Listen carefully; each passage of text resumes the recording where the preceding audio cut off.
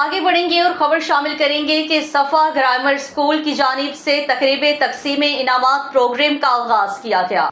Matric Lahore board के इम्तिहानात में 1035 number हासिल करने वाली सफा ग्रामर स्कूल की तलबा अनम जावेद को स्कूल में पहली पोजीशन हासिल करने पर स्कूल की जानिब से होंडा CD 70 मोटरसाइकिल इनाम दी गई। सफा ग्रामर स्कूल की सालाना तकरीब तकसीम इनामात की तकरीब हेर कोठी मुनक्किद हुई।